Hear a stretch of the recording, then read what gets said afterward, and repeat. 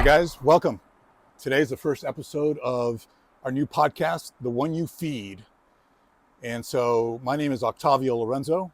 And I'm Matt Parker. All right.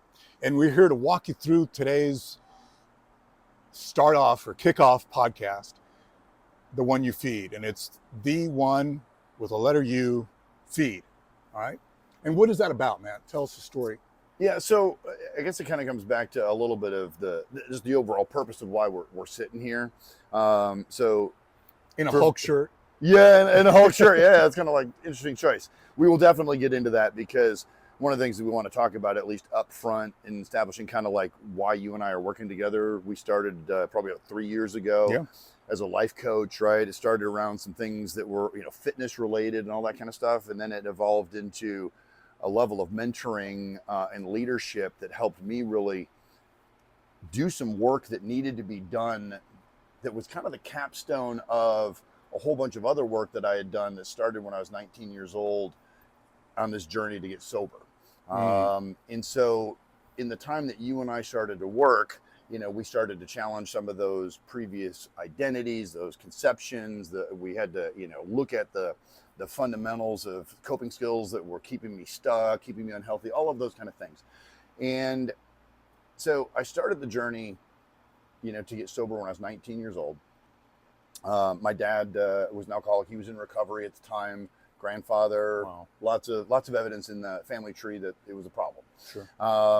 But at 19, I'd had some blackouts. Scared me. Called my dad. He pointed me to AA. And so I was 19 years old. Went to my first AA meeting in the basement of a church, dark, dank kind of smelling. I'm like, oh my gosh, I'm gonna get murdered down here, kind of thing. But at that point, it was pretty easy to kind of put the plug in the jug. I was a binge drinker, so to speak. So I got 6 years of sobriety. I didn't drink.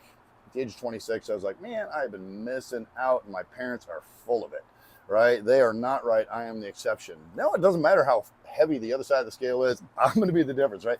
And that's one thing about addiction and especially alcoholism. Like, it's a disease of terminal uniqueness. It's the only time that a disease will tell you don't have it. And if you have diabetes, you have heart disease, you have physical, handicaps, all those kind of things, it's obvious. Everybody can see it. And everybody understands that. When it comes to alcoholism and some of the addictions that are affliction of, mind and body, so to speak, you can't see all the, what's going on in the inner workings of that person's mind and the like.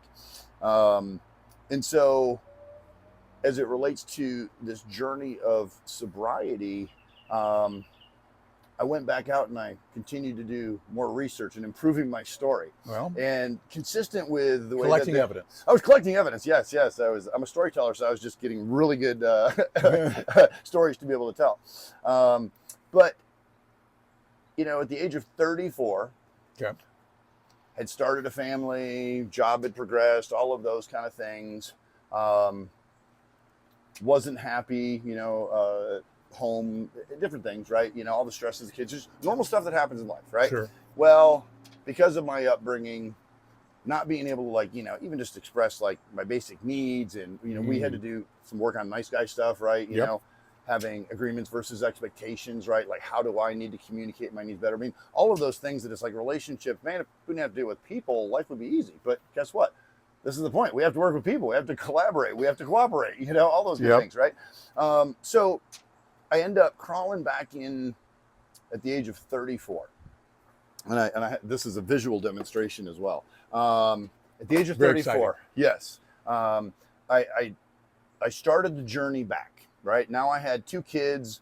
The marriage was suffering, my behavior, I was medicating my feelings, right? All those kind of Goliaths that I had in my life, I just kept bringing them along, and they kept getting more and more powerful. And in the case of alcoholism, like, I literally, like, even you think about it, like, I'm a pretty intelligent guy. I've got all this evidence, right? It's supported by science, all of this kind of stuff. I've got therapists that have told me all this stuff, and yet, no, I don't have it. I'm going to be the difference. Well, all those Goliaths that I was ignoring, stuff kind of shoving under the rug, well, all that was becoming more and more toxic. And the vicious cycle that, say, alcoholism has on a person is that, that balance between medicating for relief and a little bit of escape. You do it long enough, it becomes a dependency that you have. Your world, your priorities, everything revolves around like feeding that beast. And, you know, at some point in your journey, you recognize like, I am not in control of this thing. That's the scariest time. Because then when somebody starts to struggle and is like, okay, I don't like this, but I don't know what to do. It's like, I thought that alcoholism, even with all my evidence, was like the edge of the Grand Canyon. I'm going to see it coming and I'll be able to stop, right? I'll stop calamity before it gets here. That's not the way this works. It literally, you know, the devil Goliath is giving me poison to my body. It's not poison to other people, but the way my body responds, you've got allergies, you've got different things you might need to take. My body just responds different, okay? By the way. Right, and that's important to kind of dispel that. A lot of people think this is like a lack of willpower or, you know, moral, you know, questionability, all that kind of stuff. It's not. It is a physical affliction and it is obsession of the mind. Programs like AA have been phenomenal. It's one of the only places that you will go in our society where everybody there is united around a common purpose, and that's just to help heal each other. We're not in competition with one another. But what ends up happening is, you know, you drink to escape, and then you feel remorse and shame. And then the only thing that you know at that point is, I'm going to do more of what gets me relief. But no, it's like you build this prison around yourself, and you willingly walk to the bottom of the Grand Canyon. And the whole time you're thinking like, oh man, this is great. Like, you know, I can talk to people at parties and I'm so much more comfortable and all this stuff. And yet on the inside, it's like, I wanted to jump out of my skin. I couldn't run away from myself fast enough. I hated the guy that I looked in the mirror. Wow. And every time, you know, it was like, I lost a little bit more and a little bit more in my soul. And so all of a sudden, before you know it, it's like, when you go into AA, I always tell people, like, listen for the similarities, not for the differences. Because a lot of people, you want to exclude yourself from being different, okay? We want to belong, right? You know, that's why some of the fervor that you hear in our country these days, it's like we've been separated to the point where our individuality is forcing us not to even recognize the commonality that we have amongst each other. Very much so. Right? And so when I got to the point where, okay, I'm crawling back and I've started that journey. It takes me 4 years. I shouldn't say having a slip, getting back on the horse, you know, having a slip, having a little bit of a relapse for 4 years. And I'm going to do a little visual demonstration here in a second to underscore this. Then I put 10 years together. Life was good. Instead of listening for the exclusions, well, I haven't had a DUI, I haven't been arrested, I haven't lost a job, all those kind of things. Those are the not yets. Okay, people say, not yet. You know, it's like, hey, I can tell you how the story ends. So if it hasn't happened to you, not yet. You keep going. It's like, I've watched that movie. I know you've it ends. seen it. You just don't know yet. Exactly. Okay. Yeah. Now, experience is the best teacher. It just doesn't have to be yours. Right? So then I had 10 years. And I did what I had done before as a pattern. I would go great guns. I'd clean up my life. Things would be good. You know, home life would get kind of put back together. You know, wasn't losing jobs, high functioning alcoholic, very successful on the outside appearances, family life, all this great. We're going on great vacations, right? One of the most, dangerous things that we can do is form our opinions about our self-esteem and our values of ourselves based on what we see externally with other people. Mark Manson wrote a great, I think that's right. Manson? Okay. Wrote a great book, Subtle Art of Not Giving a F. Fuck. Right. But the whole thing is like when you kind of boil down life, it's not all these highs and lows. It's kind of mundane, you know, chop wood, carry water kind of stuff each day. And yet we start to build our identities around these lofty things that we see. That people have these what appears to be perfect lives, the perfect body. They've got this job. They go on these vacations, right? Life is going to be good when I have that, right? I think that's called we look at their outsides and we make a decision about their insides, right? Or we're judging their insides by their outsides. It looks like their life is perfect. Exactly. And my life sucks, but they've got it all together. Right. Right? Yep. Okay. Exactly. And you've got the opposite side of that. You hear this cacophony of all the worst things in society. And so, you know, it's like, okay, well, the way that the world presents itself to me in this data and this overwhelming amount of, just stimulus that I get, it's like, well, I probably gravitate to one of those things, at least in what I think, right? Like, people are going to wallow in the misery of other people and they create their echo chambers, and that supports that. It's a self-fulfilling prophecy, and it's on both sides. Forget, political spectrums, anything. It's just, that's the way it is. We gravitate into those areas. Now, too often those are not healthy places for us to gravitate. And when it comes to things like sobriety, you have to listen for the similarities. Or if you're sick, you have to listen for the similarities. Because, at least for this alcoholic, I can tell you, I didn't find my way into a chair in a room with a bunch of strangers with bad coffee. And, at the time I started, people still like smoke cigarettes and all of that stuff. Yeah. I mean, it was like, woo, like, I'm killing myself trying to get well. This doesn't make sense. Yeah. Anyways, but so, it goes back to those days. And when I got to the point that I really had to make a significant change, because those 10 years that I had, I stopped doing what people told me to do. I started resting on my laurels, right? I've had all sorts of injuries. I've had, both knees done, one twice, both shoulders and all that stuff. I literally went through a period that for 12 years, every 3 years, I had a major surgery. If you break down based on the recoveries that I had, it was like a year for at least each of them. One of the injuries, because we had to redo the surgery a second time, that period, literally the rehab around those two surgeries was 2.5 years. So for a period of 12 years, like, I spent 6 years doing like rehab and all this stuff. The reason that I say that is that as you're going through and your muscles have atrophied, right? And you're having to create that resistance, right? That resistance is what's going to create the growth, the regeneration, because you want to have that. You need to welcome that friction. It's an awkward process. It's uncomfortable. It takes time and consistency to be able to do that. But in the beginning, like, stuff hurts, right? It's like these tendons haven't been moved, or these muscles, right? My IT man, all that kind of stuff. And so what they tell me to do, because that pain and discomfort was delaying, it was slowing down, it was sabotaging the goals that we were trying to accomplish, right? I can't do the full range of the motions. I'm not building the muscle, completely, all that kind of stuff. Right. So go home and I want you to do these stretches. So what do? I go home and I do those stretches, start to feel better. Everything's good. Now it hurts again. Why? Well, you stopped doing the stuff that made it feel good, right? Why, why'd you stop doing that? So, and that's a theme for us as human beings, right? Like, we're doing the stuff and life's good, and then we stop doing the stuff that matters. We have no protocol. Yeah. Further, we may even be unaware of our identity that drives those things. So our identity becomes like, it becomes weak or whatever. Right. And so what made the difference for you? Because now we talked about, you started about 34, somewhere there's about a 14-year difference there in events. We're kind of jumping forward. So now we're looking at 48. Yeah. Right.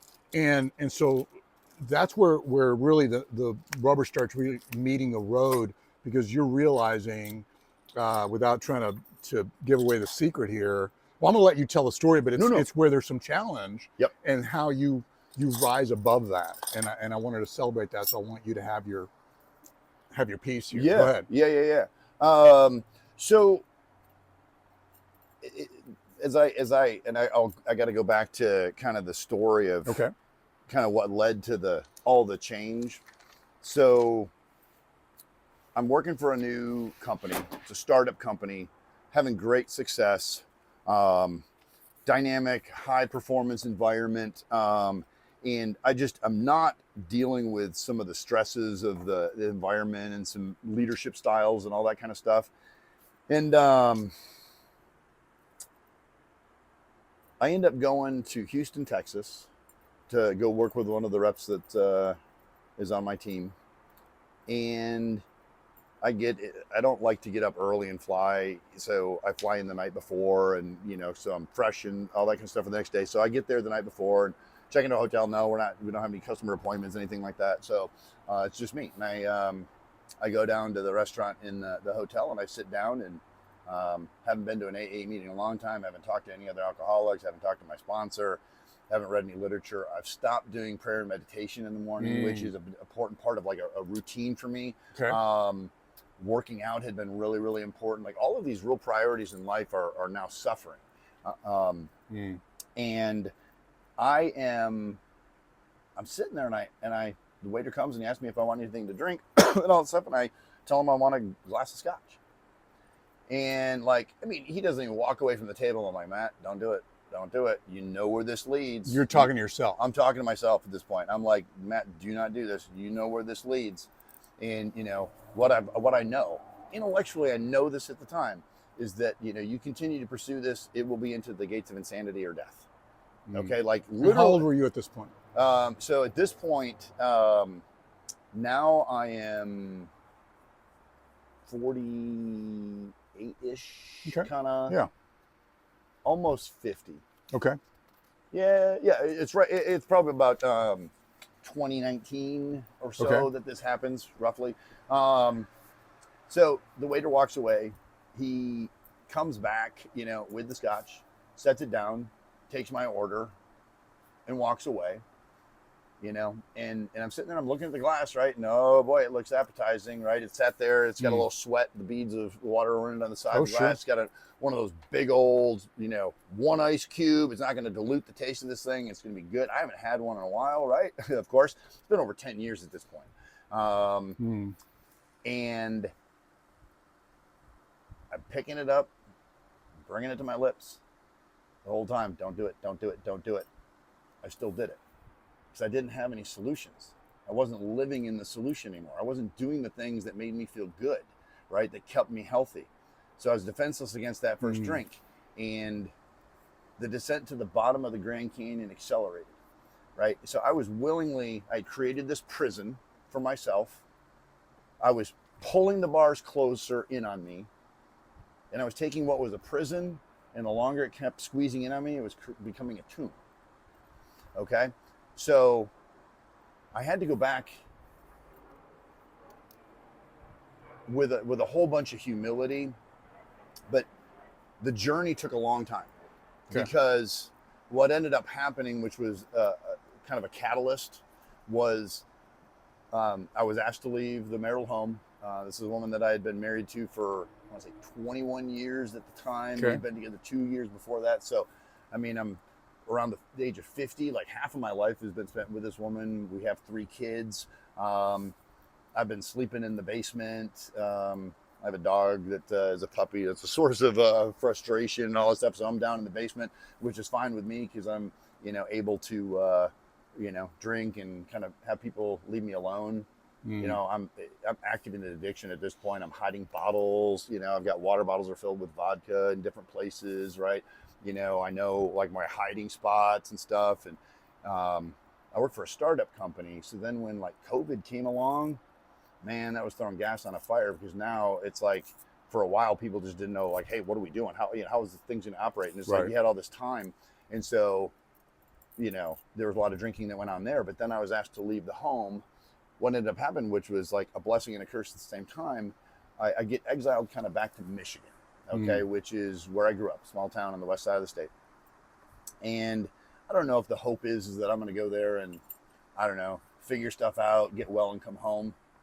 I lived in Michigan when I got sober for the first time. Okay. But, you know, the marriage was gone at that point. So my attitude was kind of like, okay, good riddance. I've been medicating my feelings for all this time. You know, I did try to improve things. Life happened. Right? To the best you could at the time, but best you could. But you know what? There was a lot of damage. Well, and I had made bad decisions, and I had betrayed, you know, trust and all that stuff. And you know, we lose trust in buckets, and we gain it back in drops, right? So living amends, and you know, all of that in AA forms the foundation of like making better decisions and taking better actions and everything. But so I was asked to leave. You know what my response was to? I think we should separate. Okay. Yeah. I was done. I was ready to go. Sure. So I wasn't going to Michigan feeling like I was getting exiled. I was going to party because the summer, it's like a California beach town, man, for 4 months. It's boats, bikinis, sun, surf, so I was going to have a party. And it was a party for a bit. But one thing that was really interesting, so this whole time, right, I know I've got a problem because at this point, now I'm drinking around the clock. You know what I'm saying? Like, I cannot stop shaking in the morning until I have alcohol. I have become a slave to it. This prison that I've created, I am the jailer, right?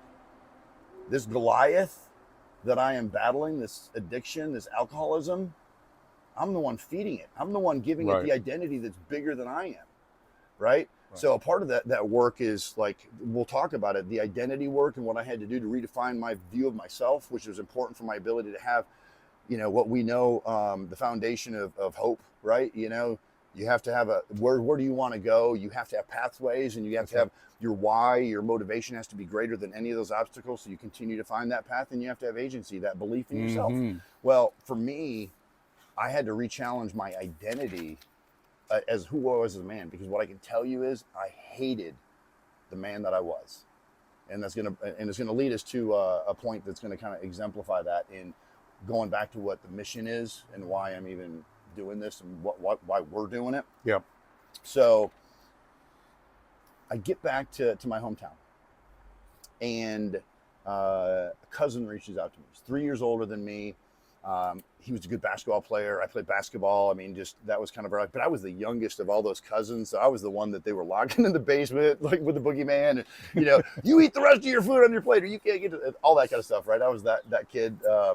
But we hadn't talked in probably a couple decades. Like, you know, he had moved to California. He had been married, divorced, all that kind of stuff.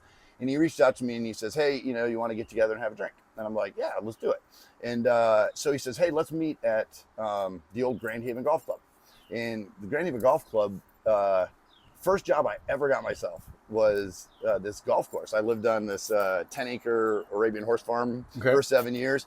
And I had a motorbike at the time, a dirt bike. My dad and my sister were into the horses. I was like, no, I want to go fast. So I had a dirt bike. But anyways, it was like literally I could ride my dirt bike for about a quarter of a mile and I could go to work at this golf course. And I did everything from picking balls out of the pine trees, you know, at night getting attacked by mosquitoes. I'd have to pick the range, and the safety protocol at the time was I wore a helmet. Well, I had to start picking the range to get all the golf balls off it before the sun went down. Well, they didn't close the range until it was dark, which means I'm out there as target practice for all these people that are so anyways. But I worked there till I was 22, till I graduated from college. My cousin had also worked at that golf course, right? So we had a lot of fond memories, and we decided to do that. Well, one of the really cool things was, and this was like a top 75 public golf course every year. It was a cool place that people would go out of their way to come and play. It's in the majestic sand dunes along the west coast of Lake Michigan. Pine trees line you want to hit a straight shot. Right. Otherwise you're playing recovery golf. But he says to me, he says, hey, let's go grab a drink. And we sit down, and we have one thing in common as far as what led to the end of our marriages was that he had had an affair. I had an affair. Mine was long gone. I mean, it predated the 10 years of sobriety and all of that stuff. But as we're sitting there talking, we're having a glass of wine, and he's, you know, talking to me. He's trying to help lead me, right? Like, here's the problems. He was, very strong in his faith. And so he was taking the time to kind of disciple me or be a shepherd to me. And then through the course of that conversation, he has this gift. And, at some point, if he, ever was like, hey, cool, you can talk about it or whatever, I'll just say he had a message to give me. And that message was, he said, Matt, you have an anointing. I don't know what that means. All I know from the Bible and all that kind of stuff is, washing somebody's feet and putting oil on them. Well, if you look at kind of the origins of anointings and stuff, like with David, old David and Goliath and all that kind of stuff, it really, to me, said two things. One, God wasn't done with me yet. I still had enough strength. I had enough hope. I knew where I wanted to go. I'd been there before. I knew the pathways, the things that I needed to do. But what I was missing was that spark, that hope. Do I have another one in me? Because this is going to take everything I got. Because at this point, I'm such a slave to alcohol. I mean, you were lacking agency, which is part of that formula: goals, agency, pathways for hope. So you had the two, but it's like a tripod without each leg of the stool. That's right. You're going to struggle. Yeah, exactly.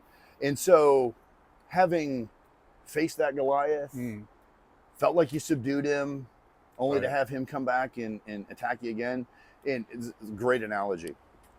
Alligators, I don't know if you know this, but like alligators, crocodiles, they can hold their breath and stay submerged for hours. Okay, so they are a very patient, stealthy predator, right? And so one of their tactics is like they're going to sit in a body of water, right? And they just wait under the water, holding their breath, waiting for some unexpected doe or something to walk down to the edge of the water. And due diligence is always usually done by the deer or whatever, and then they lower their head. Well, this whole time that alligator's been lying in wait patiently, and before you know it, bam, he's come out of the and the doe doesn't even have time to respond because it's already got it in its clutches and it's pulling it off the bank. Right. Now, the way alcoholism works is kind of like an alligator. It waits patiently for you to let down your guard, and when you least expect it, it strikes. The problem is it doesn't kill you right away. Like an alligator, it drags you out, starts to roll you over, and it drowns you.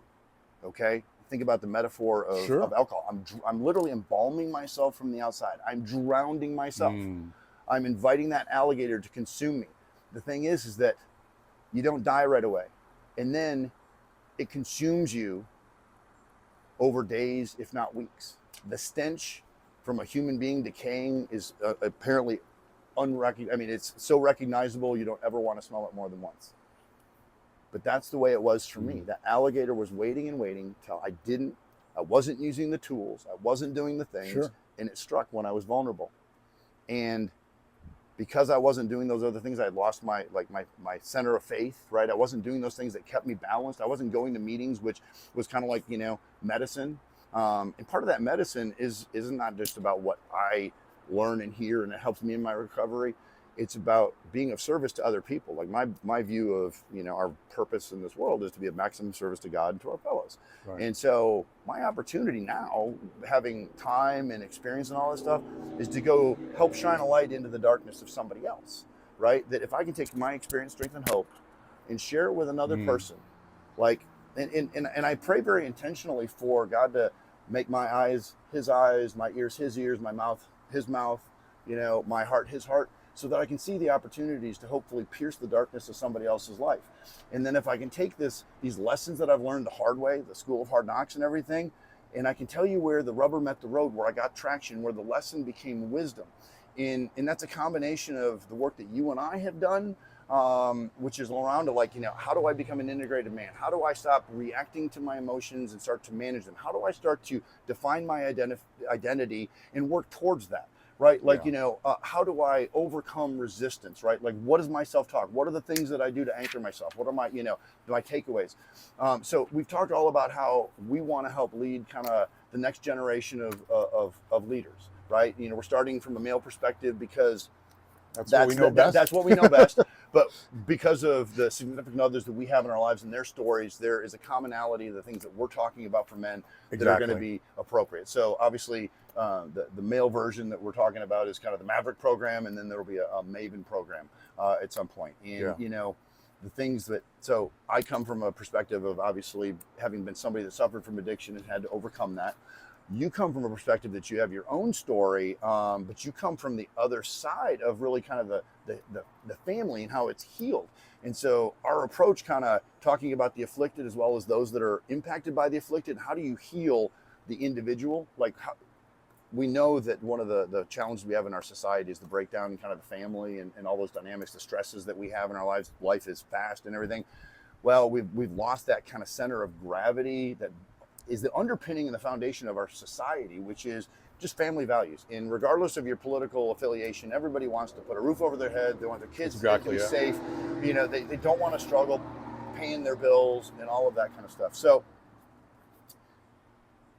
I had to retool my identity because I'd never wanted to be that guy anymore.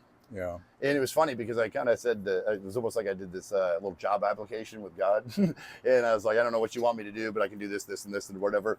And what's kind of funny was that in that process, I came to understand what gifts and talents that I have how I can use those. And my dad and I made a commitment to each other because he was in the program and I was in the program. I've been very fortunate. I lived a very blessed life. My parents were very good friends with former President Ford and Betty Ford. My dad, because of sobriety, got very involved in supporting that community.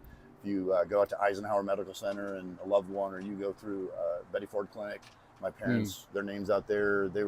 They helped build this non-denominational church in the middle of Beaver Creek. They were one of 5 families to do that. The Fords were another one of them. So AA has been a part of my life and tradition. And my dad and I made a pledge that we wanted to break that disease in our family tree.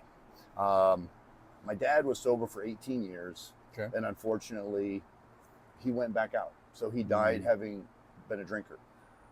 But the most important years of my life, the most formidable years of my life, I knew him sober, and I saw him embrace faith as a part of his recovery journey. So in my recovery journey, AA and all of that could take me so far. And one of the things you talk about in AA is you're going through the process. You try to look at your character defects and you try to examine those. And in that process, you want to take and give them to God and have him relieve you of them. I can tell you I've given him stuff and I still have it. And I think I still have it because there's growth that I still need to learn around those things. Okay. And if I recognize them, then I also have the opportunity to change them. It's like, the other side of the coin. It's like, it's your choice. You can flip the script. You can start your day over at any time. You can change your mind. You can change your attitude. You can change your willingness. And that's actually all that it takes is willingness. Okay.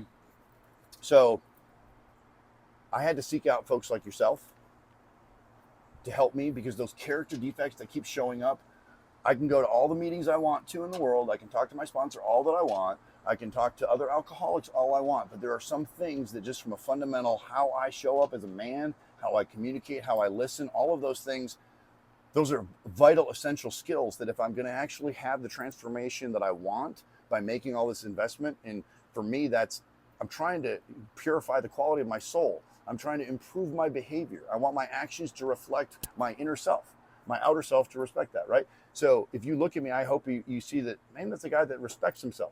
He takes care of himself. He thinks about the world with openness and willingness, right? Because at the end of the day, I don't care what your pants cost you to put on. I don't care how many likes you have, how many followers. If you are sick and tired of being sick and tired, right? If you're dealing with an affliction, if you're dealing with a trauma, if you have some Goliath in your life that is in control of you and you are not in control of it, if you are not in control of your emotions, if you don't see a path forward, you don't know how to do, it's like alcoholism doesn't have to be the Goliath. Everybody has Goliaths in their lives. And what I want us to be able to do is, how do we pierce the darkness so that other people don't suffer in silence? How do we hear the cries that go unspoken? Right? And how can we, through our words, our deeds, and our actions, help heal people? Right? And so I'll wrap up the story. I want to tie in a little tie-in after you've go through your chips. Yeah. So in AA, one of the things that they do, really to mark time in sobriety, it's encouragement along the way. And so there's a chip system that goes along. And we were laughing about this before. Right. So I've got this box and it's filled with chips. Right. And so I was saying to you, I was like, the fact that I'm struggling to hold all these in my hand is probably indicative of the fact that I was a really slow learner. So anyway, but so I have all of these chips. Okay. And some of them are metal, some of them are plastic. And there's just a whole bunch of them in here. So they mark times for the white chips are, I surrendered and I decided that I didn't want to drink anymore. I got chips when I got 30 days consecutively, right? I couldn't say, hey, sobriety, I had 30 days in the last 60. No, that doesn't count. It's 30 days in a row, right? And then you have chips where, it's like, okay, you've got to 90 days, you get to 6 months, 9 months. And there's all sorts of funny things that they say, like, well, the grass has grown greener between you and the liquor store. That's why it's green, right? Really hard. People get to 9 months and then they fall off. Why? They've done the stuff that got them feeling well. They start to, the danger's in the highs as much as the lows for slipping and relapsing. Yeah. Go ahead. No, and I was going to say part of that is deciding what that identity needs to be, because identity is defined as repeated beingness. That's right. And so sometimes when we forget that and we haven't set up a protocol, we don't make decisions about what we're going to do. We don't set our intention. and therefore driving our attention. That's right. Right. And so I think that's part of the story. The way that you make it through is to decide, and we're going to talk a little bit more about that duality here in a moment when we show you off your tattoo. But let's continue with the chips, because I love where we're going with that. So and then anniversaries, right, are blue, and then they'll do like formal medallions, right? So if you look at this, like, there's coins for those 6 years, there's coin for those 10, and you just have look at all these different chips, right? Now when you pick up your anniversary chip or whatever, you're supposed to kind of, hey, what was it like? What'd you do? What's it like now? Like, quick, like, here's the solutions, right? This is what the problem was. Here's the solutions. Here's the action that I took. Kind of impart some wisdom like that. And so when I go through that talk, one of the things that I do is I pull out this box, because most people would sit there and say, man, that guy couldn't get it right. He kept failing and failing and failing. No, every one of those is fuel. Why? Because it represents every time that I refused to stay down and I got back up. I got back on the horse. I wanted sobriety more than I wanted to stay that. I didn't want to be that guy anymore, and I was motivated enough. And so when that conversation with my cousin, he said that lit a spark in me that said, I'm not done with you yet, and you have what it takes. So it took me 9 months before I crawled into, and I had to, because I'm dependent on alcohol, and you cannot, like, if you are drinking hard alcohol and it's daily and all that stuff, you cannot detox yourself. Like, you can have strokes and heart attacks. Like, do not try to tough this out. Ask for help. Okay. I had to go get medically detoxed. It was one of the very single best things I've ever done as an investment in myself. And the reason that is the case is because I was humbled. I went into, like, I hadn't had a roommate since I was in college. I didn't have one roommate. I had like 5 other roommates in a room, and this was a house filled with rooms like this. Wow. People are coming in and out all the time. Like, one guy comes in one day, he sleeps all day. The next night, he's coming in and out of the room. Find out the next day, he conned the staff into giving him his phone. He called an Uber and he got out of there. You got ambulances showing up because people are overdosing on fentanyl that they snuck into the place. Other people are getting picked up by marshals because they got warrants. This is the most humbling environment I've ever been in. I'm like, hey, guess what? Was that your bottom? No. It was what did you say? It was the first of the bottoms, because there was the physical allergy, the alcohol, that was addressed. Like, the obsession for alcohol was lifted. I cleaned up and stuff. It took me a year because of the damage. I screwed up my pancreas. Like, I still deal with consequences that, like, my body doesn't tell me I'm hungry. I have to set alarms to eat because I screwed up my pancreas, so it doesn't produce the same amount of digestive enzymes. So it's like, there are consequences for these choices, right? And you think that you're bulletproof and all that stuff. When I was 19, I thought I was bulletproof, right? I'm not. But so every one of these coins is a victory. But when I came out of that rehab, I went and I did what I had done all the times before. I went great guns. Started to feel better. Right? I had a new love interest in my life. I was still going through a divorce. I had moved down. I was still having the time of my life. I was still, I should say, so outside. After this rehab, so you were about what age then? What? Oh, I'm 55 now. It's been 3 years. It was August of 2022. Okay. That I went in there. Is that right? Okay. Yeah. August 13th of 2022. So this past August was 3 years. So we're going to get into some spooky stuff here in a second. Okay, so I end up going through that. It's the best thing for me. I put the plug in the jug. I do what I'm supposed to do, and then I stop doing that stuff. Okay. So even though I'm sober, it's on my 1 year anniversary that literally, like, the world just comes apart. The financial stress, I'm like, I'm supporting 2 households. The divorce is not final. All of this happened when this company I was working for got acquired. So there was like this huge influx of money and stuff. And so it's like all of my alimony and all that stuff's getting based on this 1 year. And it's like, then all of a sudden, I had to take a medical leave of absence. I had so much stuff going on and I just was not managing. I was sober, but I was not like dealing with life. So it was like, I had sobriety, but I didn't have emotional sobriety. Like, I was being buffeted. The waves were pushing me wherever they wanted to go. I was reacting emotionally and all that stuff. And it really, I came to this point where my father had passed away in 2020. Okay. And I'm either I'm go or stop, full speed or stop. And so, unfortunately, the way that I dealt with problems a lot, and alcohol was something I medicated, was I just kind of tried to move as fast as I could to stay ahead of that stuff, like so I didn't have to face those consequences, I didn't have to face those truths, keep up the appearances, keep up the facade, keep the balls in the air, all that kind of stuff, right? You know, because otherwise people, like, if you keep the facade up, they're judging your outsides, not your inside. They don't know what's happening inside. That's exactly right. That's exactly right. Yeah. So on outward appearances, like, man, I'm the most successful guy in the world, right? You got a family, you get great vacations, all this stuff. And I'm like, no, this is one of those where if we sat down and you put your problems on the table and I put my problems, you'd be like, no, I don't want those, right? It's like, I'm telling you, you did not want to be me. You did not want to deal with that type of slavery. So year anniversary. Okay. I end up medical leave of absence. I get let go from that job illegally, by the way, but I'm in a position, I mean, like, it's literally a violation of state law what they did to me. I was on medical leave and they let me go. I was supposed to, anyways, that's an issue for another day.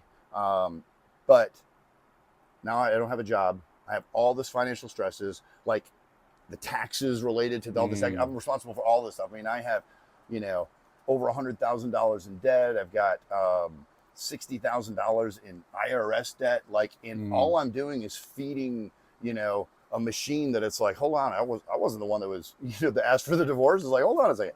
So, but hey, reality, that's what it was. It came and it was like the perfect storm that I ran so fast that I never mourned my dad.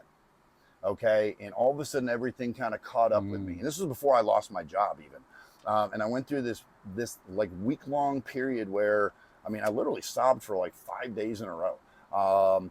But in that process, I was able to mourn my dad. I was able to, because, you know, I was kind of conflicted a little bit about, you know, it's like, hey, here's this great guy and he showed me these great examples. And also had all these other character flaws and stuff. And it's like, you know, I can blame him for, you know, my situation. Guess what? It's not his. I didn't put, you know, I chose to drink, but I mean, I could blame him for a lot of that stuff. And what I was able to do is, it was like, kind of, God gave me this opportunity that, like, previously I was always looking back on situations in the past, like, in trying to piece together, right?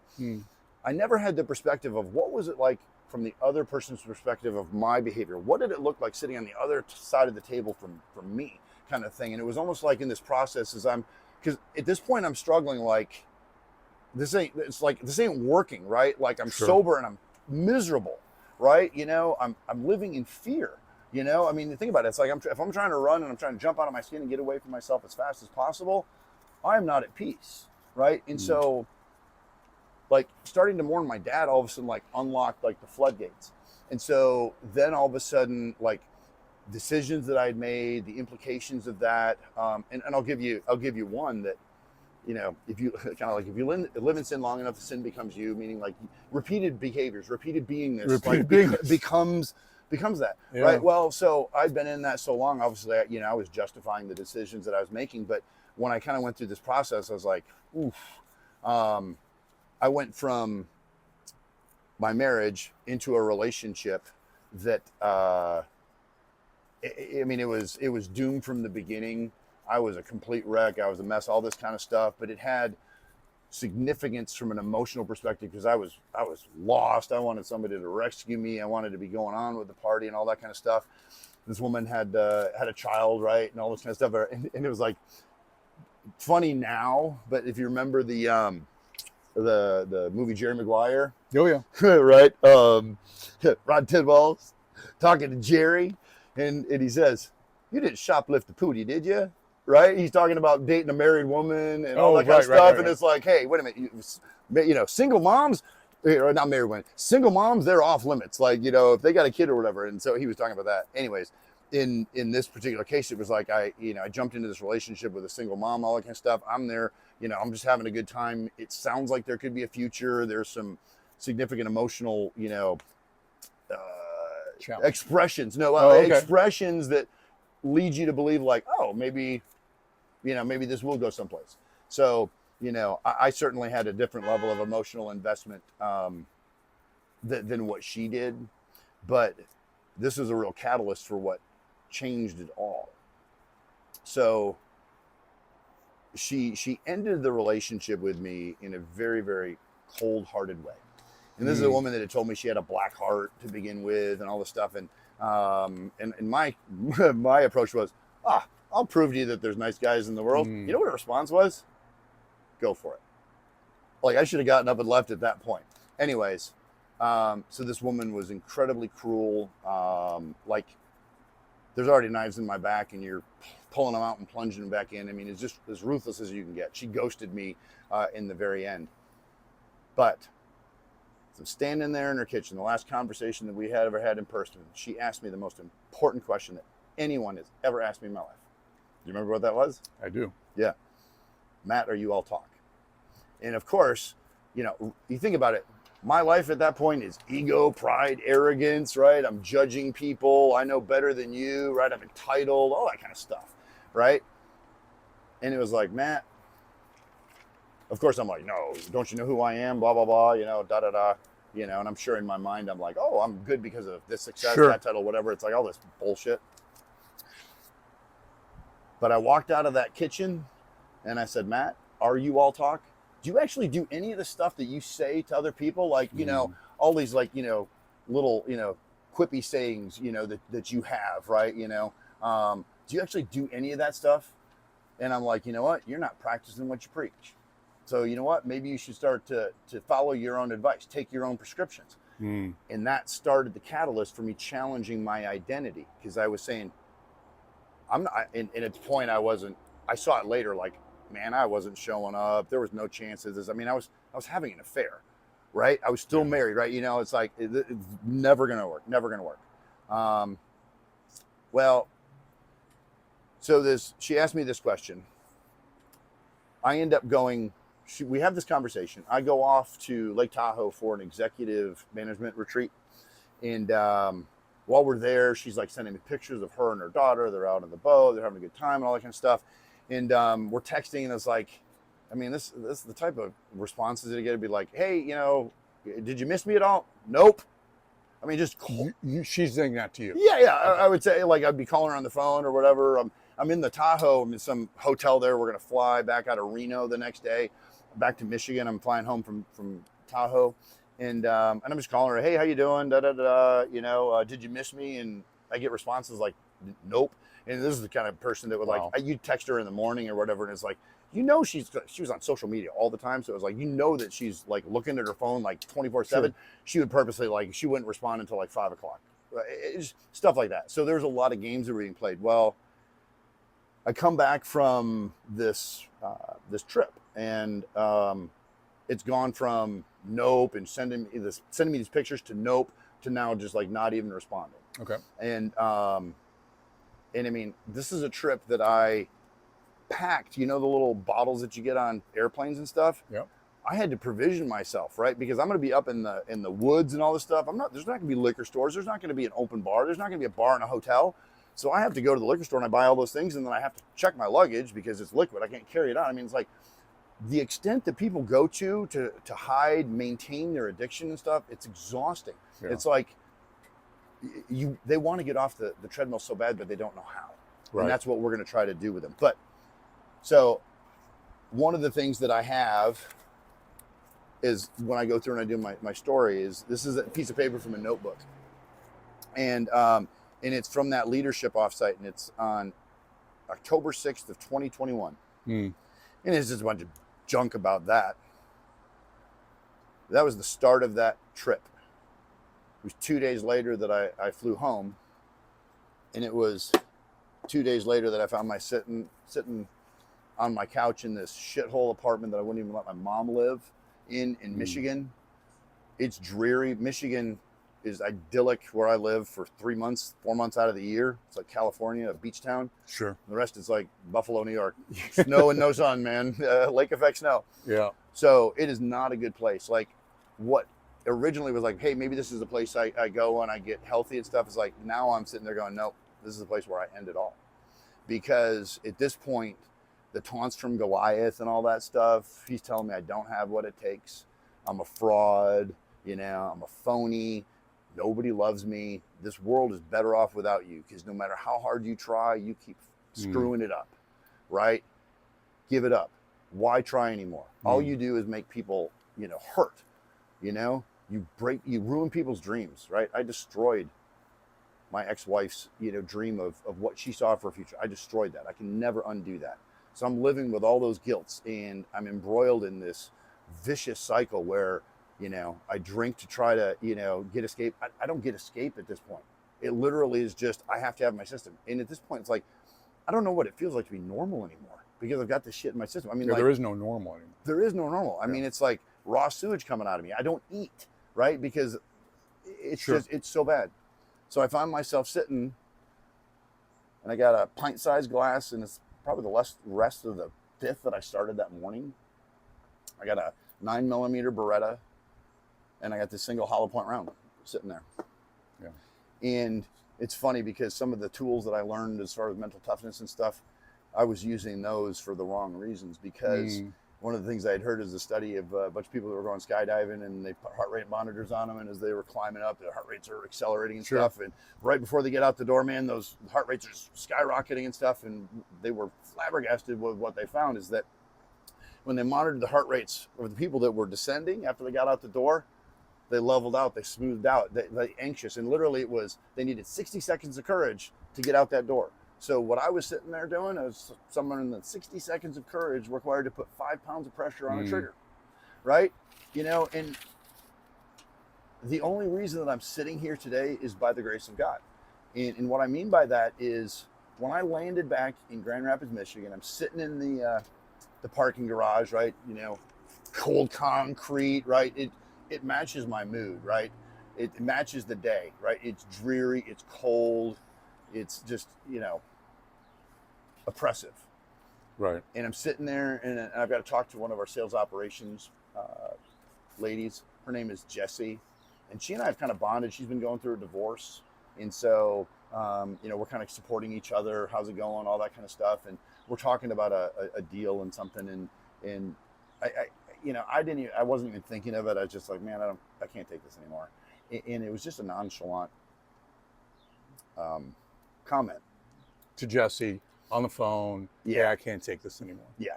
And she heard something different in my voice that she had heard before. I wasn't communicating. It was not a cry for help. When I was sitting there on that couch, I didn't write any goodbye letters. I didn't record any videos. I didn't call anybody. My mom and sister lived 10 minutes across the bridge. I had best friends that, I grew up with, could be at my place in 5 minutes. I had some dear friends that lived around the corner. They ended up being a part of helping save my life, but I was sitting there feeling all alone. There's people that can help me, and I have no intention of asking anybody to try to stop me. And so while I'm sitting there, my cell phone starts to ring. And it is literally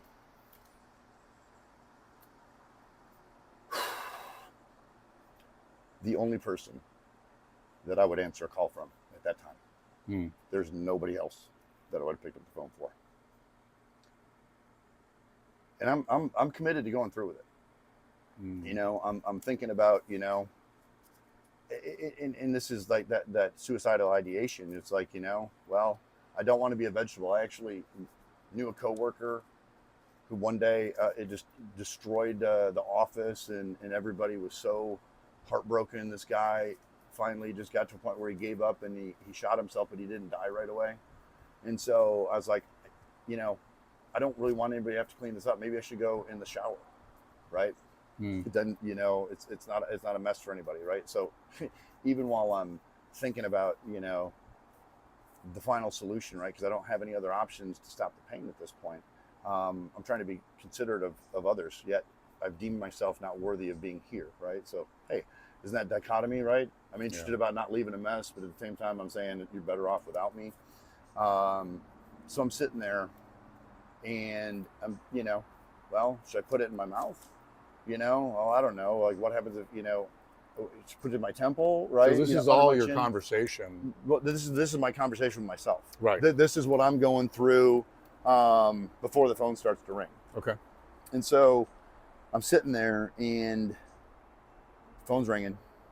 I'm ignoring it, sending him a voicemail. She calls me, I think it was like 7 times. And I finally pick up. And she gets to me pretty much within the last few seconds. And who's this person? Just maybe a first name, Yeah, or whatever you want. Yeah, no, her name is Sarah. Okay. She's the one that I went to work for at this company. One of the strongest Christian women I've ever met in my life. Wow. One of the single best leaders. She put people before herself. I had a couple situations that just were life happening, and her immediate response every time was family first, you know, Right. all that kind of stuff. So she and I had built a relationship. It was, you know, almost like brother, sister. Like we had that, and that's why she was the only one, because besides her and this woman, Jessie, there were no other women like in my life that I felt like I could talk to about what was going on with this stuff. And because of how much time we spent together, we're in battles, you know, winning Sure. accounts, and we're having a tremendous success and everything. But there was nobody else I would have answered that call from. And so I answered the call, and she talked me through that situation. She made me pick up the phone and call somebody else that I could be with. So you put that in a really euphemistic way. She walked me through that situation, and with respect to you, like let's call it what it is. You were about to kill yourself. The situation was you were literally on the brink of yes, of taking yourself out. Yep. And this is where I think no small thing, by the way. No, and unfortunately that's the first of two stories like that. So the way that she got me through that, which kind of is, I guess, maybe where the genesis of some of this pillar and the identity and all that stuff is, she talked me through, for one, that I did have value, right? That the situation was temporary, this, you know, permanent solutions, all that stuff, right? So good rational leadership, emotional stability, all that kind of stuff, right? What you'd expect from somebody who's a great leader to begin with. There we go. All right, so we're back. Had a little bit of a technical difficulty. Unfortunately, the sun was baking my iPad, and so here we are at a different section of the deck, and we're going to pick back up a little bit where we were. We stopped in the first segment, we'll say, right, of today's podcast, with the story of Sarah and how she mentioned to you that you're a child of God, and then kind of pointing you in the right direction, and then through prayers, right, you figure out, hey, God says to you, you're David, and so then you wanted to talk a little bit more about some of the mementos that you have from your struggle and the fight that you fought so valiantly that inspires me, and I think inspires a lot of people out there, where they're like, man, I don't know if my story's been that tough, but I've been able to overcome too, or that inspires me to overcome. Right? Go ahead, share. So you know, Sarah helped reorient me back to where my original identity lied, like the most original one, right? Meaning, like, I'm a child of God, right? And I am endowed with gifts and talents and the resources that I need, all of that, right? So it's helping, you know, obviously challenge my misperception of my value and all of that, but it's helping reorient me that, okay, if I start with that fundamental discipline that I'm a child of God, right? And I believe, and I set my belief system in what it tells me I have, right? That I am loved, I am worthy, I am capable, right? Sure. You know, all of those kind of things. That if I believe those things, then I can start to look at the objectionable things that are around that and say, oh, do more of this, do less of that, right? I want to be that guy. I don't want to be this guy. Well, what does that mean? So then it starts to lead to the thought process of what actions do I need to take, because I don't want to be that guy, but I'm going to have this vision. This is what that guy looks like. This is how he shows up. Here's how he is in relationships, all those kind of things. So her kind of getting me back to this common foundation was like, kind of, Matt, recalibrate your compass. Like, it's pointed in the wrong direction right now. So, you know, I'm working hard and I'm trying to, we've got the analogy, right? You know, plane drifts off course 1 degree, intending to go to Los Angeles, ends up in Mexico City, because life is like that constant course correction. Well, being rooted in your identity, and especially if it's one that's based on the fact that you are a unique, brilliant, one-of-a-kind creation, and you have tremendous gifts to be able to offer people, well, then I'm starting from a position of how do I can build on this good stuff. I've got a foundation that says these are the really good things, the objectionable things, then I can start to work on plans to get rid of those things. But for me, I take a lot of pride in this. This is a statement from the place. It's called Blue Ridge Mountain Recovery Center, and is where I went for my detox.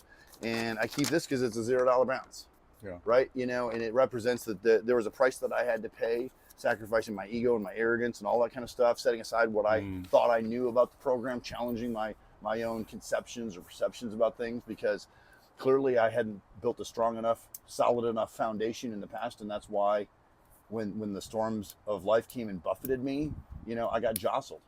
I wasn't the captain of my ship. So being able to root myself into my identity is really important. So things like this, like the note from my mom.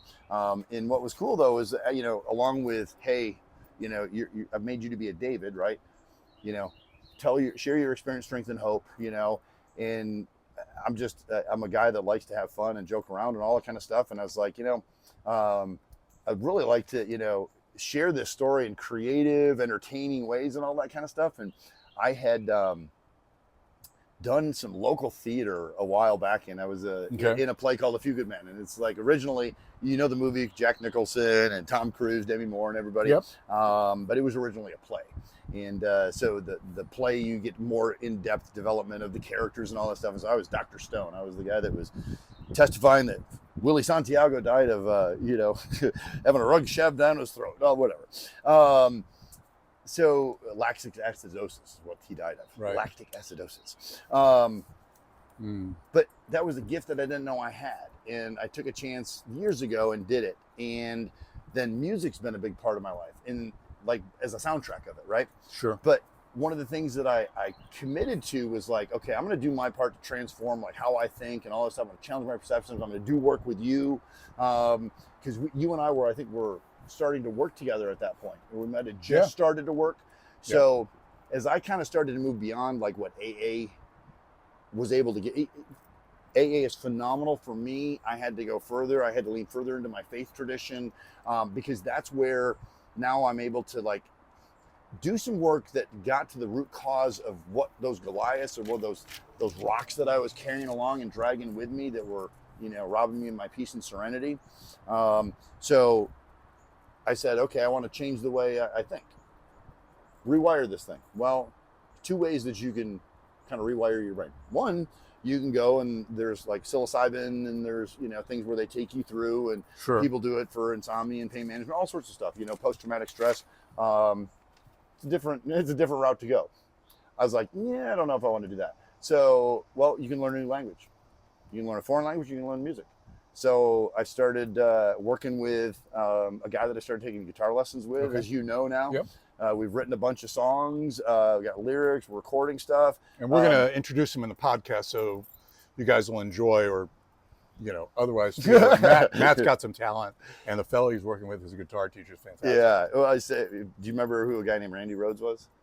Randy Rhoads was Ozzy Osbourne's guitarist. Oh, yeah, okay. So Dustin is his name. He kind of looks like a younger version of Randy Rhoads, but he is as talented, man. This guy is a virtuoso on the guitar. So anyways, but what came back is like, I know what my purpose and my calling is at this point, and all of a sudden these things that were talents of mine in the past are now coming to the forefront. Stuff that I developed in my professional career that's now helping me, you know, talk to people about problems and real world solutions. So it's funny that there's two mementos in here. One's a dog tag from the play that I was in, and the other one is a guitar pick from a guy named Vivian Campbell, who's one of the guitarists for Def Leppard, who's one of my favorite bands in the world. So those are reminders of not only where did you go, what did it cost you, what are you working for, and where are you going now? Right? So, you know, that just helps me. You know, so I wanted to swing back to the conversation we were having, and you talked about Sarah. Yeah. And I think it's maybe not coincidental, but so in Judaism, Sarah there's a matriarchal and patriarchal tradition within Judeo-Christian values, if you will, and particularly in Judaism, Sarah is one of the matriarchs. Mm-hmm. The women who are essential to monotheism and to God to that identity. Right. And Sarah is actually named Sarah Imenu, which means Sarah the mother. Mm. So it's not lost on me that when you were reborn, the woman that helped you shake out your identity was Sarah Imenu. That it was a maternal love that resurrected you and your life to give you that sense of purpose to say you're somebody, you're a child of God. And it's just, I thought it was kind of a piece that I wanted to mention, that in this story, this hero's journey that you've taken, that she was one of the guides. Yeah. Right? Yeah. And I just wanted to I don't know if you know that about Sarah, being a matriarch, and then that she was considered Sarah the mother. And so Sarah is one of the most beloved names in Judaism. Yeah. And one of the most beloved figure of the four matriarchs within Judaism. And so I just wanted to bring that in because there's some significance here, I feel. Yeah. That was your rebirth in life into who you are and becoming. Yeah. Would you say that? Yeah. What's interesting is, so one of the things, like my cousin, right? This one conversation had this pivotal impact on my life. And he talked about a book called Falling Upward. And it's written by this Franciscan monk. Yes. And it's not an easy Father read. Richard Rohr. Yeah. It's not necessarily an easy read. However, the main kind of takeaway from it that I had was, God can't fill you completely until you're emptied completely. And so when I was going through this whole process and stuff, the identity that she helped reform was sort of the backdrop of when I was starting to kind of reform that, okay, I'm so broken. Sure. And I'm so empty. Well, it was in that time when I recommit my life to Christ. I have nothing left. It's all or nothing. And the stakes are life or death. So I took the leap of faith, and I had no other choice but to go all in on it. And I did. So then that identity that she helped kind of reforge was some of the stuff that God and I started to put back in. Like, okay, this vessel is broken. We fixed and we know you should talk about the kintsugi. Yeah. Okay, talk about that in a second. But it's kind of like kintsugi. We kintsugi'd my heart and all the broken parts and stuff. And then when I was empty of all the junk that I had to get rid of, that ego and that pride, all that stuff, and I was so broken that I was powerless. And in that admission of that powerless and that surrender, that's when I started to find serenity and peace. Like literally, I felt that serenity come over me, and I felt strength. I felt empowered. That okay, we can come up with a plan now. And so it's in my brokenness, in that weakness, that He consecrated and has turned it into something good. Because now all of those trials and tribulations and the scars and bumps and bruises and broken bones and all of those kind of things is all a part of the tapestry. That when I told you about how I got a different perspective, now I'm able to look at like my role in things and stuff. And so now I can look at that a part of my identity and the things that I'm filling back up in this vessel. If I keep doing the things that I'm supposed to do to stay healthy, and I keep working on being, healthy, mind, body, and spirit, and all that kind of stuff, and how I show up, that I'm, a man of integrity. Like my definition of integrity is not mine. I borrowed it from a gentleman named Andy Stanley. Okay. And that's integrity is doing what's right no matter what it costs you. And it became as fundamental as just do it. Like literally the Nike theme, like just do it. Like just take the action, just do it, even if you don't want to. Like do the work when nobody's looking. Do it when nobody expects it's going to work out. Do it when you think the world's against you. Do it when it's going great. Do it when it's going bad. Do it because the work needs to be faced. The adversity won't solve itself. What you seek is on the other side of the adversity that you fear, right? And now I'm filling, that vessel is being filled back up with good things that I want to do more of, like do more of this, less of that. The process, the appreciation for everything. Like I had to go to detox. I wouldn't have got it. I had to end a 3-year relationship with a woman that had helped save my life. She was there, I had to make a lot of these choices because at the end of the day, for me to be able to live up to my potential and what I believe God has in store for me, the only thing that's required is for me to show up with the right attitude and willingness, take the tools that I have and the talents, try to move a shovel full of dirt. I'm responsible for the effort. God's responsible for the results. I pull the arrow from the quiver. I draw the bow. I make sure that I've got a good target in mind. I let it go. Sure. And that's all I have to do. Well, for me, and for some alcoholics, it's like I had to recommit to ask God for that strength to stay away from alcohol or to not be tempted by it and all that kind of stuff. But now the vessel continues to get filled to overflowing because we've gotten some of the objectionable character defects out of the way. We've taken and, fine-tuned, we've polished, we got the machinery working. So now the vehicle can go in any different direction that it wants to go because we still have the same orientation and compass heading that if we get off track, I keep reorienting to that core identity. So no matter what happens in life, Right. I know what I have, I know whose I am, and the like. And so that Sarah thing is huge. Yeah, the couple points I wanted to make, and then I want to head into, I'm going to hold off on telling my story until one of our next episodes. Other than I'm a heroic certified coach. I work with men and teams and veterans, for example. Those are my three main groups that I work with in order to help them find their way. And so I wanted to really, some people call me a cat herder when I used to be in project management. Because you're herding cats. Yeah. Because they're going everywhere, right? Yeah. If you've ever seen the meme where they're just everywhere, right? The cat never does the what Bud you've Light asked him to do. commercial with the chaps and the cats is a That's Super Bowl it. commercial is best. I think that's it. So a couple things that I'm hearing in the story that you shared. One is you can't change who you are until you're willing to give up who you've been. Bingo. Okay. Bingo. And that goes to really understanding your identity and what you want. And the fact is that all of us, everybody watching here today and listening, can change their lives. And you've got to become willing, right? It's step 6 in the 12-step process. Yep. Of any 12-step group is you become willing. And that process, and in that context, it's about the making amends. But I think in life in general, we've got to become willing. Yeah. To an extent that we're willing to go through any how because we have a strong enough why.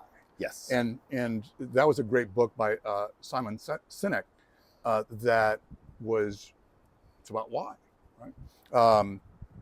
What's your why? The kintsugi that you mentioned, and I think this maybe puts a little bit of a bow here on this part of the story, is kintsugi is the Japanese practice of pottery repair. And they take this brokenness, and when they reassemble the pottery, they're using like a gold filigree paint around all of the broken pieces. Mm-hmm. And so there's beauty in its brokenness. Because as a matter of fact, all of us are beautiful in our brokenness, in the imperfection of who we are. Right. And that we've got to continue moving forward, right? And so I loved that because I think that brings a really great perspective to your story, right? That who you are today. Mm-hmm. And I wanted to touch base because we mentioned the name of the podcast is The One You Feed. And where does that come from? So share a little bit about, you have a t-shirt today and it ties in because that duality of who we are, the David Banner becomes a Hulk, right? Because we're all have this sometimes multiple things that are pulling at us, right? That's right. And so the story of The One You Feed is a story of the wolf. Share with us, Matt. Yeah. And then show the tattoo if you don't mind. Yeah. And we'll I want to jump into a little bit more about the episode context, especially in this time where we're on the 12th of September, 2025, and Charlie Kirk was just killed 2 days ago. Yep. Murdered. It was an assassination. And at this point, where we are, I don't know if his killer's been even captured, so I don't believe it has. So we want to get there in a minute, but is there anything further? Yeah. No, it's a great segue. Let me talk about The One You Feed first, and I do want to make a couple comments about Charlie. And I talked to you about an idea that I want to do, kind of honor him. So we'll kind of we'll lay it out there. Let's see if people respond to it. So when I was going through rehab, first off, I almost want to do the shirt thing so that anyways, I'll just do it this one. That's fine. So when I was going through detox,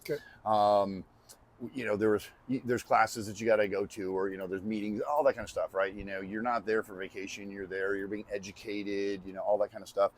And one night this lady was just teaching a class, and she pulls out this story. She's like, have you ever heard the tale of two wolves? And or she says, I'm gonna tell you about the tale of two wolves. And it's a story about a Cherokee grandfather, and he's sitting down to teach his grandson about life. And the grandfather describes, he says, within me there's a fierce battle between two wolves. One wolf is evil. He's fed by anger, fear, loathing, judgment, self-pity, self-loathing, judgment, contempt. The other one is good. It's filled by light, love, empathy, grace. It's generous. It's not selfish. It's selfless. It loves unconditionally. It serves instead of takes. And the grandson thinks about it for a minute. He's contemplating. Turns to the grandfather and says, Grandfather, which wolf wins? The grandfather says, the one that you feed. And I'll show it in a minute, but I have a tattoo on my right deltoid, and it's of a wolf, and it has half of it is like a white or a gray wolf, and the other is a black wolf. And for me, when it came time to like, okay, I got to put the car in gear with changing who I am, how I'm showing up, not drinking, all of those kind of things. It's like, I need repetition, like, just things that are very tangible that I can, sink my teeth into, whether it's a quick saying or something that helps kind of reorient my thinking. Like one of the things that I have Lori tell me, like if I'm, or even my son Will, like if I'm kind of getting agitated and maybe I'm starting to get defensive or whatever, I just have him say, which wolf are you feeding? Like and so like Lori's like, hey, which wolf, baby? And that tells me that like my thinking has gotten screwed up. So one of the questions I ask myself is like, well, how's the quality of your thinking, Matt? Like, how is that thinking serving you? Like, are you helping anybody? Are you making people fear? Like all that kind of stuff. So it's a visual reminder for me when I'm getting ready at the end of the day, at the beginning of the day or at the end of the day, when I'm in the gym, wherever it is, it's like, this is one of the things that helps me just as like a totem or whatever you want to call it, to reorient me to like, how am I showing up? Am I showing up with love? Or am I showing up in a way that, is angry? Okay. The reason that I'm wearing this Incredible Hulk shirt here, and this kind of goes to the discussion I want to have about Charlie Kirk, is I am one of those guys that if you had to, I don't know, maybe make a poster for like, here is what the left fears, okay? White guy, big, whatever, like, conservative, all that kind of stuff. Both sides have made boogeymen out of the other sides. Both people have made Goliaths out of both sides. And the reason like I'm wearing this shirt is that there are times, and I fear that there's a lot of sentiment that exists in anxiety and tension that exists in the country right now, because there's a lot of people that want to respond like the Incredible Hulk, right? There's people that are frustrated for whatever reasons that they're frustrated, the system, justice, quality of life, cost of living, all that kind of stuff, right? There's a bunch of anxiety and fear here that I really feel like goes back to the fact that people feel like they've kind of had the rug pulled out from underneath them, that this American life, it's like, how do you do this? I mean, I'm a guy that makes a really good living, and I've practically gone bankrupt trying to support two households going through a divorce. The participation rate for like 25 to 35 year olds, like starting families, buying homes, all that stuff, those numbers are at like anemic levels. People are not starting their lives because it costs too much for groceries, right? They can't pay for health insurance, so they don't want to start families. They don't have the money for a down payment for a house. So I think a lot of this frustration and stuff, and why we get this yelling back and forth at each other, is because we've bought into the narrative that these other people have had, that they've made it about these like polarizing issues. And we've lost focus that like what you want and what I want, even though you might pull the lever for somebody else in the ballot box versus I do. Sure. You want safety and security for your home. You want to be able to give your family a lifestyle that's, rewarding. They're going on vacations, all the things that you want in life. But we've built this society that all of these things that are temporary and insignificant have these values. And what's happened in our country, I believe, is that this family structure has broken down, right? And we know with all the statistics, the importance of men in leading this, leading change, right? So what we're saying is like, choose to feed the right wolf, choose to be a part of the solution instead of part of the problem, and choose to be a maverick or a maven to go against what the rest of the crowd, what the rest of the sheep are doing. So the reason I got this shirt on is that I was one of those guys that probably could be like that match, that domino, that just one falls over, somebody overreacts, doesn't lead with love, doesn't forgive, doesn't, focus on grace, is angry, wants retribution, wants revenge. You don't heal a broken arm by breaking another one. You don't shake somebody's hand and break down barriers or cross divides by giving them the Heisman. Yeah. Right? So feeding the good wolf and all of that kind of stuff. But this kind of brings me back to another concept, which is the power of one. Power of one. Okay. And so there's a great movie. Morgan Freeman is one of my absolute favorite actors of all time. And it's a movie called The Power of One. And it's about apartheid in South Africa. And it's a story of a young man who grows up in an Afrikaans home. He's raised by a native woman, so he learns to speak, the African languages and all that stuff.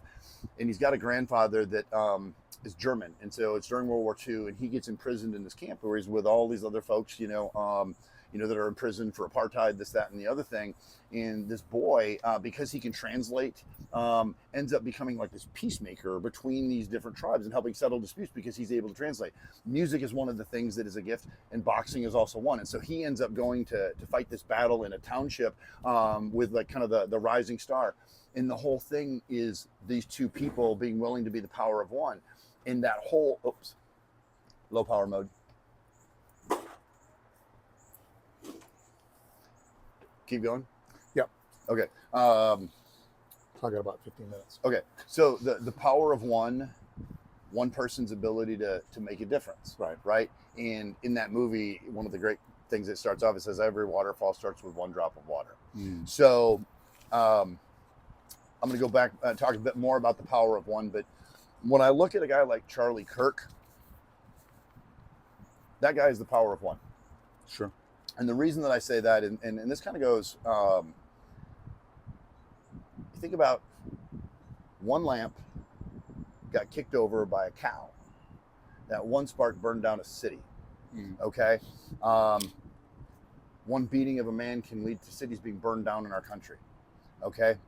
But one man with a dream started a fire of love that it was lit for fire. It was lit for equality. Martin Luther King Jr. Sure. Right? One man, a guy named Charlie Kirk, decided to light the way for the next generation of leaders in our country. He decided to act as a lighthouse. And what's sad and so tragic is that he lost his life for the very thing that he was fighting to protect for others, and that's the freedom of speech. Right? The very people that are slinging insults and, degrading him, taunting him, demeaning his family, all of those kind of things. He's sitting there willing to have a civil conversation. You present your evidence, I'll present my evidence. He never overreacted. He never got angry. You can disagree with what his values are and what his what his platform was, but what you can't disagree with, and I find extremely offensive, is that when you have somebody that is willing to be the difference, to fight for the rights of other people, even though those rights they don't agree with, those values and such, to snuff that person out and to say that their voice is no longer warranted, it's beyond abominable.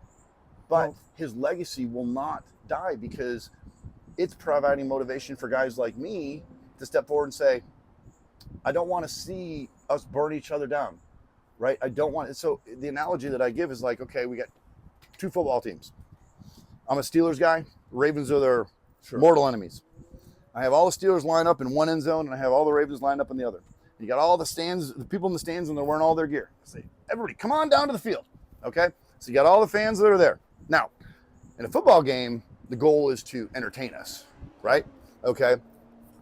So what happens is you got the Steelers yelling at the Ravens. They're slinging insults at them. You guys play dirty, all this kind of stuff. You got all the fans in the middle that are watching this stuff going back, and they're getting anxious, and they're getting spun up on this stuff. Yeah, we're Steelers, we're the Ravens. All this kind of stuff. Missed the whole point. Because the one thing that we do at football games is at the end of the day, you might be a Steelers fan, you might be a Ravens fan, but you're all Americans. And one thing that we do at football games is we stretch a big American flag out over that because we're unified under that blanket. And what we have right now, and it started with the disillusion and the demoralization of the country and the undermining of our value systems and the families, the roles of men and women, where our priorities lie. All of the things that we're struggling with now, start and end, the solutions begin and end in the mirror. Because the Goliaths that we're all afraid of are the ones that we've built. And we've listened to other people tell us that the Goliaths on the other side are going to kill us or that they're going to take away our very freedoms. And that's not right. We used to have a system where the right and the left agreed on the problem. They just had different approaches to it. Now we can't even agree upon the problem, and we're stuck screaming at each other. And the people that are in the middle of the field, they're confused. They're like, we just want to watch a football game. Can you guys stop arguing? It's the same thing. Can you guys please stop arguing? And when we focus on, let's use him as an example of, we want more people, regardless of where you stand in the political spectrum, to stand up and be that light. To do so with love. Right. And so one of the things that I wanted to have us talk about a little bit is, that fire, right? Mrs. O'Leary's cow kicked over a lamp and burned down the city of Chicago. We've seen what happens with civil unrest in this country. Sure. Right. But we also know that there's plenty of examples where somebody is that light. And what can burn something down can also illuminate. It can engulf in a good way. So why don't we talk about this anger and this angst and everything that we've got going on, this uncertainty, this I feel like the American dream has been stolen from me, and I got a bunch of people telling me that I'm going to live a lifestyle that I don't want to live. Let's get back to what's important. Don't let great stand in the way of good. There's so much good in this country that we can't let ourselves be torn apart. Our enemies are not each other. They're not our neighbors. Our enemies are the people that are our adversaries that want to challenge our way of life, that want to take those freedoms away from us, not us. Yeah. So what I'm saying is, you're using the same source of emotional energy, right? You're going to make a choice. Are you going to put it towards something good, or are you going to put it towards something destructive? Are you going to be constructive in the solution, or are you going to be destructive? Because there's no status quo. You're either progressing or you're regressing. So which part of this equation are you? And so you can choose to come, because right now people want to be destroyers, right? You can be a dove by choice, from destroyer to dove. It's an individual choice. Spoiler alert, love conquers all fear. Love overcomes anger. Love wins, okay? But the change starts with you, okay? So you have to be the powerful one. So what would I suggest for people to do at this point? I want you to do three things. Listen, see, search, and love. One, I want you to listen without prejudice. And that prejudice doesn't mean that you have an opinion about somebody because of the color of their skin or the religion that they practice. That perception could be something that you have that's innate to you based on one experience that created a bias, created a perception that you have of them. Ask yourself, do you have enough information to make an informed decision? What does it cost you to get more information? Right? You're so set in your position on this. What stops you? What's that last little bit? And so what I'm telling people to do is listen without prejudice, see without bias, refuse to be blinded by the scales that we have over our eyes. We've sat in these echo chambers, we've listened to it, we've fed into it. We've created rose-colored glasses that we have perceptions. Well, and I wanted to touch on that because real briefly was that when people see that there are only limited options, right? They quit. So what has been effective in this age of social media is to create seemingly intractable positions that these people can't possibly coexist, because the more we have insofar as people fearing, the more they're going to click, right? So we want to acknowledge the pretty nasty effect that the last 20 years or so of social media have had on this country. And it is not small, it's rather significant. And so part of the goal or part of the formula and hope, we mentioned it earlier, but I wanted to bring it up. It's goals, agency, pathways. If we only see a pathway, of I've got to choose on the right side or the far left, and there's no in between. And so many of us, if you look at a bell curve, so many of us are in the center. That's right. On one side or the other, that any of these extremes are going to be negative. And so so where that comes in with goals, agency, pathways is if we only see two pathways, we got to go here or there instead of there's a lot of stuff. Right. Because when you run into problems, inevitably you're going to say, oh, I guess I can't go forward because I've only got this or that. Instead, like I kind of just want to be here. Right. I just want to be in the middle. Right. I don't, and so I can't. I wanted to hear more about you guys. I wanted to share, but I also want to talk about how that takes away any hope. Yep. And that's where I think we are in this country. Yep. And so I would agree with you. So one of the things I guess I want to acknowledge is like, I've been one of those people that's been shouting about the problem, right, and being frustrated. I've been a part of the solution. So I've probably shown up a little bit like the Incredible Hulk sometimes.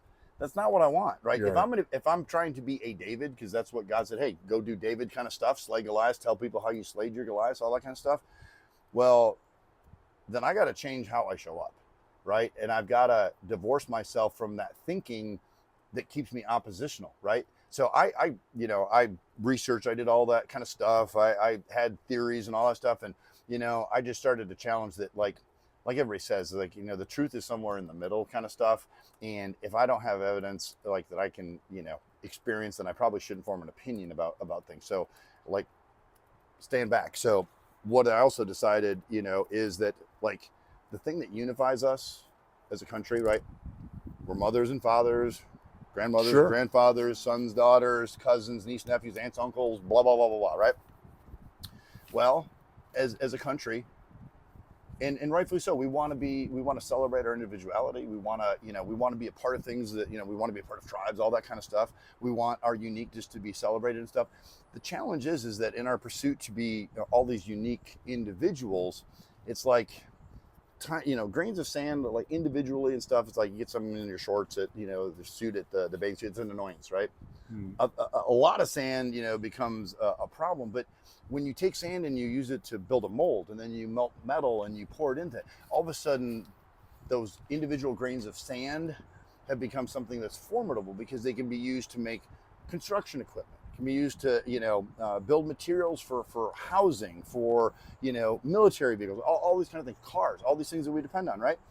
The point is that in this race for all this individuality and everything, rather than making people feel more like they belong to it, we've pushed them further away. Right. And the thing that unites, whether, regardless of your role in a family or your company or, your local PTA, whatever it is, at the end of the day, we're all human beings and we're all Americans. So I am never going to help anybody try to, come to some type of compromise, right? We should never settle, but we should always compromise, right? You shouldn't settle your values. But if that's the case, then I can't be showing up like that guy. I got to be showing up like this guy, right? So here we are with a Captain America shirt. That's right. Well, because to me, Charlie Kirk was a bit of a Captain America. So what I would like to propose, if we can, here's the prescription, okay? Listen, see, search, and love. Try to listen without prejudice. Challenge your own preconceptions. Change your perspective, right? So if I'm standing on a hill, we're going to be a little time constricted, so I want to. Okay. Well, we can keep. What else do you want to go through? Do you want to get through this part? Yeah, real quick. Okay. Yep. Yeah, if you don't mind. So, listen without prejudice. See without bias and prejudice. Take the scales off your eyes. Search out those that need help, that are entrapped in the darkness, and love fiercely without conditions. Love them for being American. Love them for being a human being. Love them for being a single mom. Whatever it is. Love, love, love. Lead with grace. Forgive quickly. Okay? So why don't we be the light like Charlie was, that pierces the prison of isolation and loneliness that people have, or where they feel disenfranchised, right? Let your love warm the cold recesses of their hearts and help illuminate their potential. Right? This isn't about just like healing people. It's about making the best version of themselves. So, live with abundant grace and forgiveness. And like hold on loosely, but don't let go. Okay. Don't take yourself so seriously a little bit, right? Emotions are just emotions. They won't kill you. They can lead you to do stupid things, but you can change your physiology, right? Giving somebody a hug releases oxytocin. That's bonding. That's empathy, right? If I go in the gym and I work out, that's natural pain relief. It reduces stress, all those kind of things. So act better than you feel. But if you listen, see, search, and love, If those are your 4 tenets and you just do that for today and you make a difference in one person's life, well done. Go to bed. Feel good about yourself. Get up and do it again tomorrow. And like I like to say, because music's a big part of this, let it rock, let it roll, let it go, and get on with the show. I love it.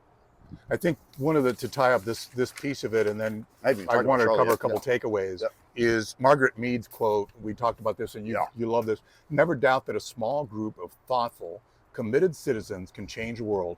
Indeed, it's the only thing that ever has. And so our challenge to ourselves, as well as if you're joining us today, and we really appreciate it, is that we're going to continue low battery to do the best we can under the circumstances. With the low battery, we're at 5%, so we're gonna have to wrap. So a couple of the takeaways we talked today: listen for the similarities. Stop judging people's insides by their outsides, which means that however that presentation is, even, and referring to Charlie Kirk, because we've got differing values or ideas about Charlie, you and I. Yep. You see him as one figure, and I see him as a figure that definitely was outspoken, that he said some things that were very challenging. Sometimes one could say they weren't very thoughtful. There was what some people perceive as a negativity. However, he did believe in free speech, and he did do good things. And no matter who you are, nobody deserves to be killed by a vigilante, by an assassin. He had a child, 1 in 3, had 2 kids and a wife. Horrific. I felt in my heart, and he wasn't my favorite guy, and yet I believe fully in his power and ability to be able to speak up, because I think that's who we are as Americans. Well, if you think about, he lost his life protecting and speaking up for religious freedoms.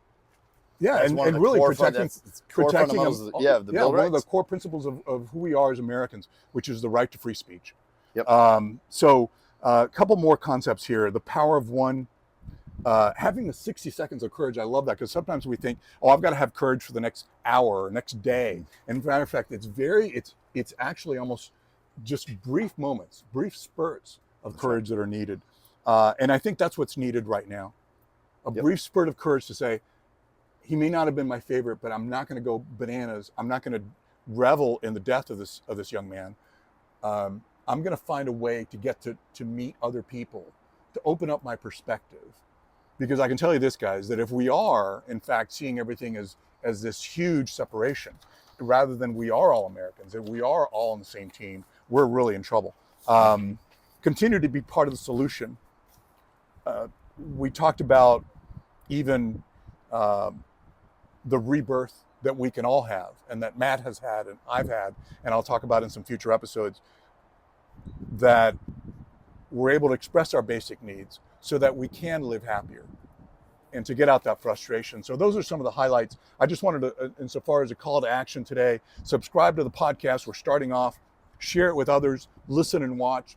And I wanted to any other takeaways that you may have had, Matt, that you wanted to share, and then we'll wrap up from there. Yeah, I want to spend some more time talking about the Charlie situation at some point. Okay. But to wrap this up, because I want to honor his legacy, regardless of your political affiliation, and you know that I have lighthouses are very symbolic to me. I grew up in a little town with an iconic lighthouse. I have a picture of it, and I had a quote by John Wooden put underneath it. And the picture is of the lighthouse, and it's being battered by a storm. And most people think that lighthouses are appear like that. You want a strong foundation in your faith that's going to help you weather the storm. But most people, what they don't pay attention to is in that picture is there's a seagull and it's soaring. So what we want is anti-fragility, right? I want to be able to not just be resilient, right? I want to have a foundation that helps me weather the storms of life, because that's going to happen. Handle what comes at us. That's reality. But if you stop at just fortifying your defenses, you're missing it. What we want to do is focus on how do we soar in the face of that adversity, right? And so when a guy like Charlie has gone out there and he's done it, he's acted at that lighthouse, right? And he's shined a light into the darkness. And lighthouses are there to guide ships to the entry point into the harbor. The one that I live with is a hill right there, and it's called 5 Mile Hill. and there was a light on the top of that, and there was a light on the lighthouse. And when the ships got to the mouth of the channel, when they were 5 miles away from it, that's when they'd see that light. Well, in fog and other times in adversity, right, you need that lighthouse, that searchlight. Well, so he was kind of like that. You know, he was a lighthouse. So shine and he looked to light passions and talents in other people. So what John Wooden said, though, is that nobody can take away from you the effort that you strive to put in except for you. And his whole philosophy was just be the best version. Do your personal best. A guy like Charlie Kirk did his personal best. And what John Wooden would say is, I don't want Kareem Abdul-Jabbar to be like Bill Walton. I want Bill Walton to be the best version of Bill Walton. That's right. So when I see a guy like Charlie being the best version of himself up until the end, doing the work and sacrificing, being time away from his family, all these insults and all this stuff, and it happens on the other side too. Oh, sure. Right? I'm not saying that, but I'm saying like that's a guy that's the power of one, and I'll tell you why he's the power of one in my life. So my relationship with Christ changed because of a handful of books. The first one, I didn't listen to Charlie's podcast very often. Run out of power. Okay. Oh, sorry. Yeah. But he recommended a book called The Case for Christ. Okay. And I read it, and it changed my fundamentals. So one guy, one day, saying one thing about his experience, sharing his experience, something that made sense for him, that helped him rationalize stuff. It's like one person being willing to get out there and do that, sit in the campus, put his life on the line. That's the power of one, right? Regardless of who he influences. And I want to give him an award. I want to make this like the Charlie Kirk Power of One Award. Well, and I think one of the things we discussed beforehand is that we wanted to make that so that we would help support groups, yes, either Turning Point USA or Turning Point Action, and then a group on the other side, if you will, absolutely, to talk about unity, because this is about being able to see that person for how you see him and what he provided. And that he challenged himself. And you mentioned earlier, Martin Luther King. You didn't mention, but it's on the list, Desmond Tutu and several others that have inspired all of us with their power of one. That one person can make a difference, and that if you're listening or watching today, like you can make a difference. You've made a difference. I believe I can make a difference because we are unique creatures, and I believe that that's ultimately where the turn comes, and to bring in and invoke the name of the podcast, The One You Feed, right? That's right. That the one you feed is the one that wins, right? And when the correct one is being fed, your life comes about. Yeah. So I don't know if you can see it, but dark side, light side. Yeah. So, and that's that duality. Even within Judaism, for example, they call it the animal soul and the human soul, right? And so that animal soul sometimes wants to get through that dark side, if you will, right? The part that's not good, possibly. Yep. And that doesn't have control. It's our amygdala, maybe, right? We're working from lizard brain. Yep. And so when we can bring in our prefrontal cortex, when we can pause and breathe, and the one you feed is the one that wins. Yep. And so when we can pause and breathe, we bring in that good part of us. Yep. We bring in Captain America, rather than having the Hulk. And I believe that those are some of the things that we'll talk about in future episodes. And we wanted to thank you for all of the attention. Yeah. And what else? Anything else you want to share with the group as we out? No, we'll cover this. Two thoughts, and this is kind of timely. A thought for people to leave with as they're trying to reconcile what's happened with Charlie, and then to appreciate what you have. The first one is love holds no records of wrongs, right? So meaning like if we really love people, we love them unconditionally. You can detach with love, you can love with boundaries, all of that kind of stuff. I'm not saying that, but if you truly love somebody, we don't hold records of their wrongs, which means in a situation like this, I think what Charlie would say is, let's learn from this. We don't have to accept things in behavior that's unacceptable, right? This is not okay. But I don't think he'd want violence to beget violence, right? You know, he would say, let's have calmer heads prevail. And so you brought up Archbishop Desmond Tutu. The reason the power of one that I have him is that Nelson Mandela was in a prison on Robbins Island. He was in there with a guy named Archbishop Desmond Tutu, who was a spiritual advisor, and a professor named a guy named Dennis Brutus. Dennis Brutus was a guy that was on a program, an international program, who was our expert about South Africa. When we pulled into Cape Town South Harbor on the bow of that ship, It was the first time that he had laid eyes on his homeland. Wow. First time he had been back in that harbor. And the last time he was being taken on a boat where he was with Nelson Mandela and Desmond Tutu, and he was exiled. He became a professor at the University of Pittsburgh. So Nelson Mandela, Archbishop Desmond Tutu, Professor Dennis Brutus, and Matt Parker. Those 4 people. I spent time in that country. I learned to open my eyes and understand what discrimination looks like, because it had been long past in our country.